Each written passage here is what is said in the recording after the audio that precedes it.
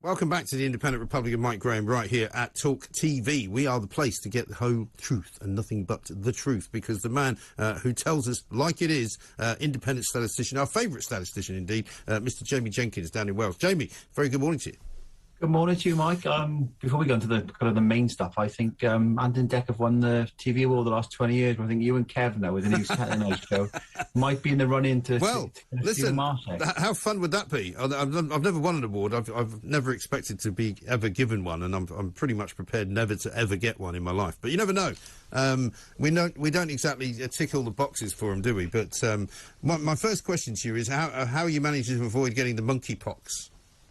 Yeah, so I think the story that we won't talk about that's on the front pages today, Mike, is probably keeping the monkeypox story off the front pages, and because you could really come up with some big headlines at the moment, because we've gone from a very small number of cases of monkeypox in the UK. It's gone up to about, I think, 57 now. So you could say it's gone up like 300 or 400% last week. Well, I mean, I can't believe the numbers of news outlets that are getting so worked up about it and asking those ridiculous questions like they used to ask back in the day about COVID. How worried should we be about monkeypox? Answer, not very. No, I think so. I was looking actually, Mike. So if you look in Africa, that's where monkeypox generally is. Well, it's an endemic disease there, so it's kind of always in the country. And Congo is where you've got the vast majority of the cases of monkeypox in the world. And I looked at the stats there this morning, Mike, I know it's come on with you, and they've had about 1,200 odd cases of monkeypox in the first 4 months of this year.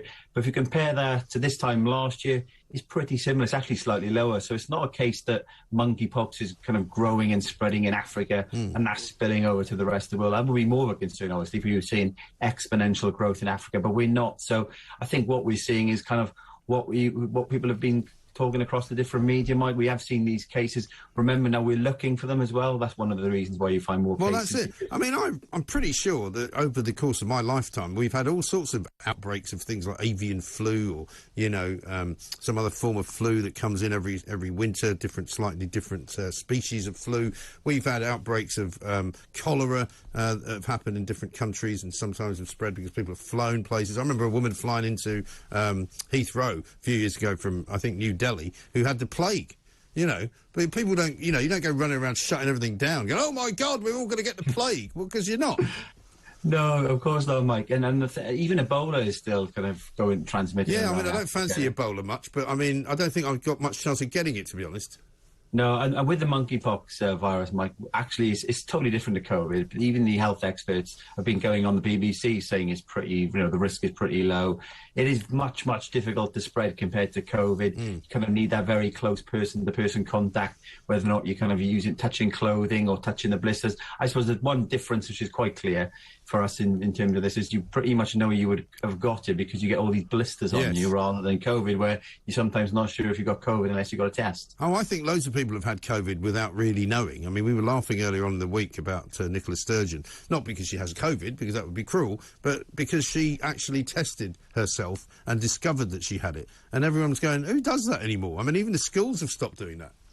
Well, yeah, and you can't even get normal tests these days, Mike, and the travel restrictions that have just been eased a little bit in Spain. Some countries, Mike, are still asking you to prove if you haven't had a vaccine in the last 270 days. I had to. Yeah. My last one was back end of last summer, so I can't visit a lot of countries. Well, this is it. Most people now who took the vaccine in order to travel or to go and see family or something like that are now considered to be the same as people who are unvaccinated. No, and you can show this proof of recovery if you've had COVID in the last 6 months, Mike, but most of the people haven't bothered testing. Yeah, but if you haven't got that, you're screwed, aren't you?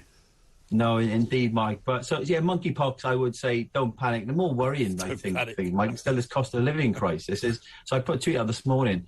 Record figures now we've got. The petrol prices at a record high. It's never been so high in the country. Yeah. Now, it's 168 on average for unleaded, 181 for diesel. Some people are tweeting me back and say, I wish I could get those prices because wherever they are, they're much, much higher. Yeah. That's the average. So well, I'll tell you, the last two times I've filled up my car, the most recent one was this weekend, I'm paying over 180-something for diesel. Yeah, and where you are, Mike, you know, it's probably more expensive down there in the south of the country as well. And that's about an extra 350 quid a year extra that people are paying at the pumps compared to a year ago. But the Chancellor, Mike, because petrol price is about 40 pence higher than this time last year. He's raking in nearly 3.8 billion extra just in the VAT alone. So, it's amazing. You know, these windfall tax on the energy companies. He's want to put a windfall tax on the Chancellor as well. Well, you should. I mean, I've always said the windfall tax is a bad idea, because what that will end up doing is continuing to sort of encourage the sellers of the petrol to continue to charge a massive amount of money for it. Whereas if you actually said to them, no, we're going to tax you unless you put the prices down, then they probably would put the prices down, which then makes it easier for us. Indeed, Mike, it'll bring inflation down. I was talking last week and tweeting about it, the fact that if you got rid of the green levy, if you started cutting VAT, because what is inflation, Mike? It just takes a basket of goods, looks at the average change in price year on year, and if we start cutting some of these taxes, you know, that the consumer are paying, that will bring kind of inflation down and start bringing that a little bit more under control. But the governor of the Bank of England doesn't seem to be able to kind of understand all these different things, or the Treasury. They just seem to be in cloud cuckoo land, I think, Mike. Well, that's the trouble. And, I mean, during the whole COVID experience, and that's what I'm calling it from now on, you and I used to talk regularly because you'd look at the various health statistics coming out during the course of any given week. Is that still going on, and are we still paying attention, or has that all kind of stopped now?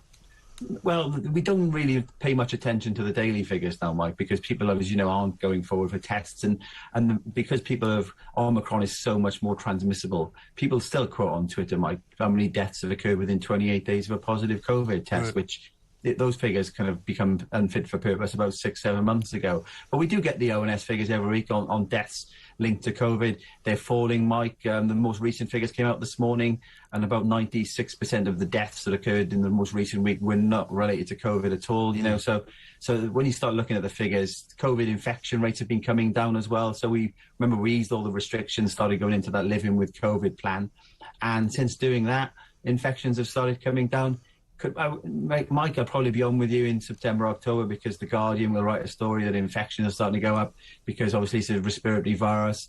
Luckily, we're in that living with COVID phase. Things aren't as dramatic as what they were in deaths, and no much different to the time of year what you'd expect anyway. Well, nobody's talking about it anymore, really, are they? I mean, I don't hear anyone conversing about COVID. Occasionally you hear about somebody who has it, like Nicola Sturgeon or like Jonathan Van Tam, who apparently wasn't able to go and collect his knighthood from Buckingham Palace last week because he had COVID. But, I mean, you know, those days where somebody would say, oh, yeah, so-and-so's off, they got COVID. I mean, it's just not happening.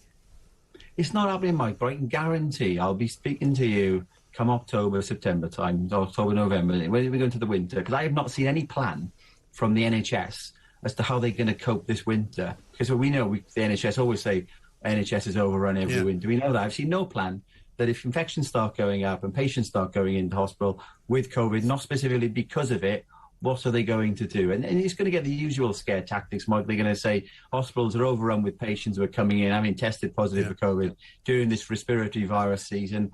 And I haven't seen a single bit of a plan from the government in terms of what they're going to do to ensure that doesn't happen. That's what's going to happen, Mike. Come the winter time, me and you will be talking about the fact that all the scaremongers are coming back out.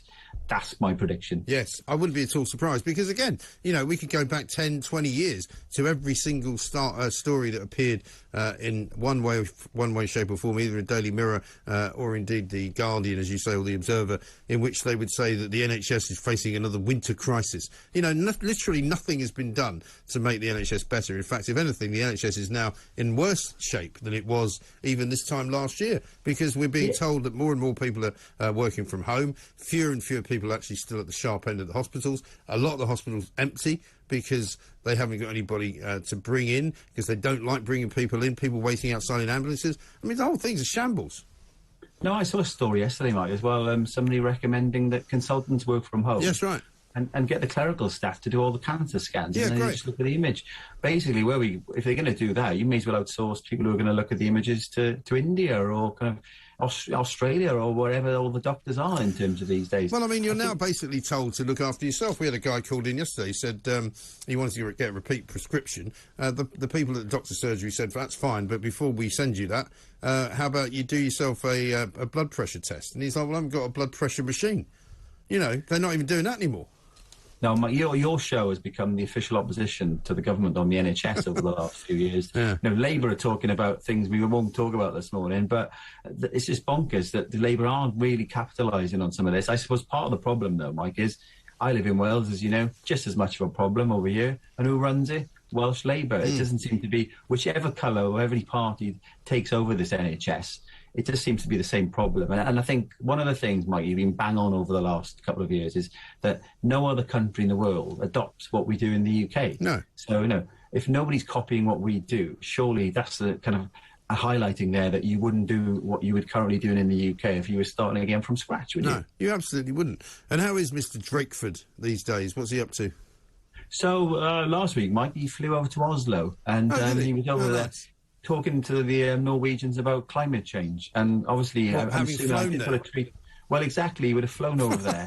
The Welsh government don't do international relations as a policy thing. We've got the cost of living crisis in this country, and you've got Mark Drakeford flying off to Oslo. We haven't heard much about him over the last few months, Mike, in part because, as I say, COVID's dying off in terms of the daily media narrative and things, and all the talk is obviously about all the things that are going on in Downing Street and Keir Starmer up in Durham and things. So there's very little talk about Mark Drakeford at the moment, but no doubt he'll pull another rabbit out of the hat soon. Well, listen, you've just helped me out because I was wondering who I was going to put on my Plank of the Week list, which we're filming this afternoon with Kevin O'Sullivan. We'll have to get you in for that, by the way, if you're ever up in town.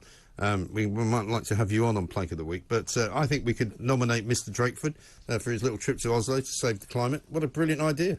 Or Plank of the Year, Mike. You know, Mark Drakeford, Nicola Sturgeon, regular people in there. Well, listen, we got the running. Throw Jamie Oliver in as well with his Eton mess. Yes, we got a running total, and Drakeford's definitely in the top 20. So we'll keep putting you up there. Be great stuff, Jamie. Good to talk to you again. Thanks very much indeed, Jamie Jenkins. There, our favourite independent statistician, running a rule across monkeypox. Is it dangerous? Not very. And what about Mark Drakeford? Imagine flying off to Oslo to talk about climate change with the Norwegians. Why don't you just go on Zoom, for heaven's sake?